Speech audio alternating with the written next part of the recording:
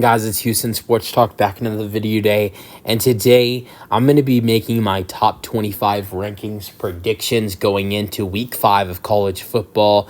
What a week that we just saw. Friday night, starting it off with a ranked matchup between Nebraska and Illinois, and then of course Saturday's games. It was epic. We had some teams that had the bye, I guess, in preparation of the Georgia and Alabama game. Both those teams did not play this week, being on the bye. Oregon was also on the bye.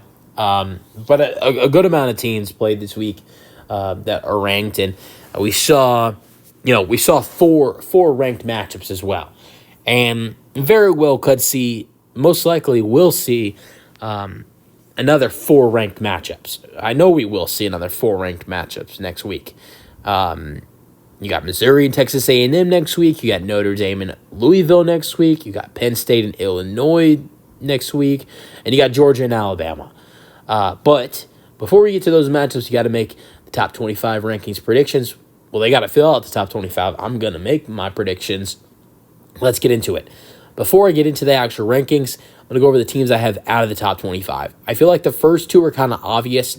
It's Nebraska 22, Northern Illinois 23. Northern Illinois was really only in the top 25 because of their big win against Notre Dame. Now they lose to Buffalo, they're out.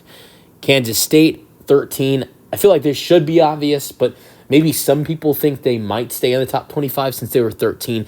But I think since they lost so badly to BYU, they're out. I mean, if it would have been a close loss to BYU, with them being the 13th team in the country, they're probably in the late 20s. But since they got their butts kicked the way they did, they are definitely out of the top 25. Now, let's start off with number 25. I have the Colorado Buffaloes. Do I think the Colorado Buffaloes should be in the top 25 rankings? No, but I think they will be. They're 3-1. They just beat Baylor 38-31, previously non-ranked.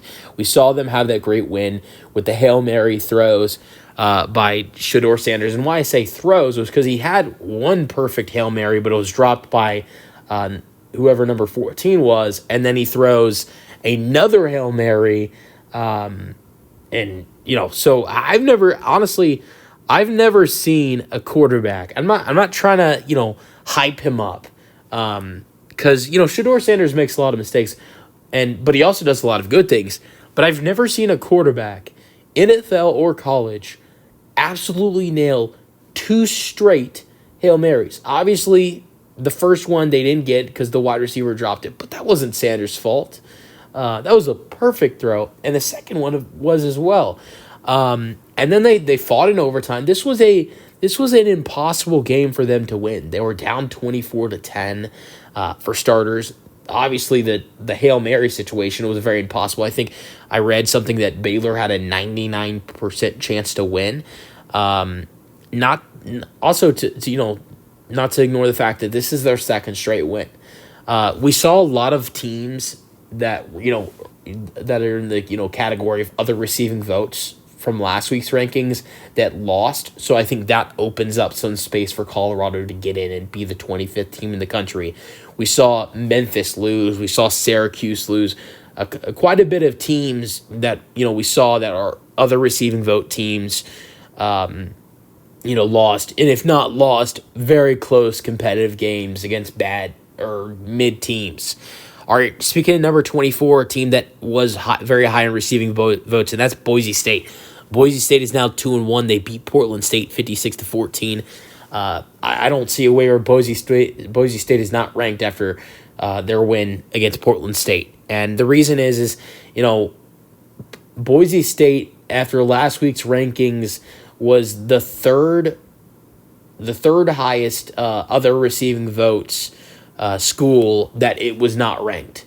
And the 2 ahead of them was Syracuse. It was Syracuse and it was Memphis. And both of those teams just lost this week. And we have most likely 3 teams coming out of the top 25. There's no way Boise State's not in the top 25. Their only loss is a very competitive game with a top 10 team in Oregon. Boise State should be in the top 25. This would be the first time since 2020 for Boise State. At 23, I think this team should definitely be in there, and it's BYU. BYU's 4-0. They just beat Kansas State, the 13th best team in the country, 38-9. They're previously non-ranked. At 22, I have Texas A&M. They're 3-1. They just beat Bowling Green 26-20. It wasn't a clean win, but I think Bowling Green's a little bit better than people think. I mean, just a couple weeks ago, Bowling Green had a very competitive, close game with Penn State, another really good team that's tough to beat, especially when you're on the road. So it's not like Bowling Green came out of nowhere and had a close game with A&M. I mean, Bowling Green had a very close game with Penn State a couple weeks ago. Now they do the same thing with Texas A&M. So they're definitely a team that can make a threat on the road, and they've done that with two ranked teams now with Texas A&M and Penn State. But I got A&M at 22. Last week they were at 25. Now, at 21, I got Illinois 4-0, beat Nebraska, 22nd best team in the country, 31-24 in overtime.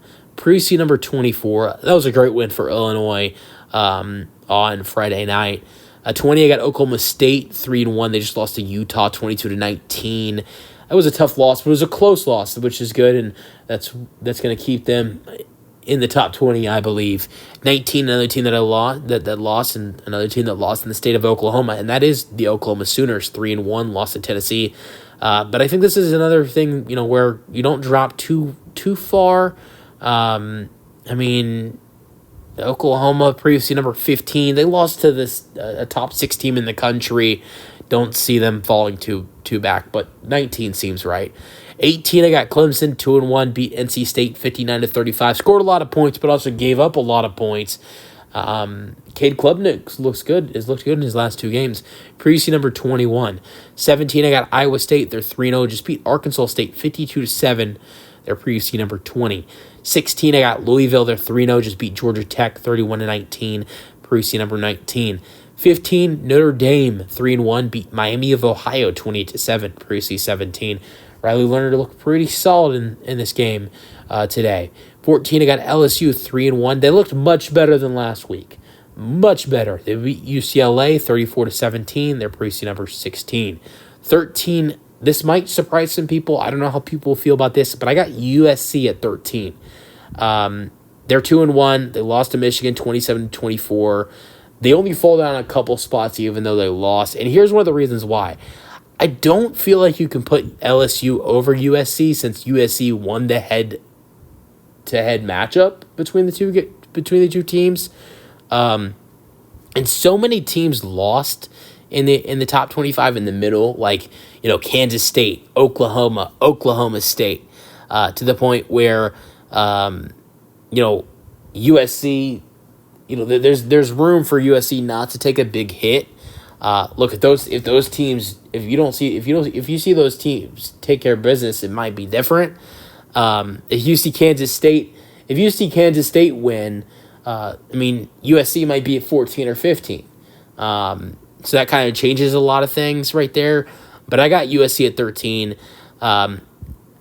Sure, LSU could be at 13 and USC could be at 14, but that just doesn't make sense to me because of the fact that USC beat LSU. Maybe you could say LSU has a better record than USC at 3-1 compared to 2-1. I don't know. At 12, I got Michigan. They're 3-1. They beat number 11 USC 27-24, preseason 18.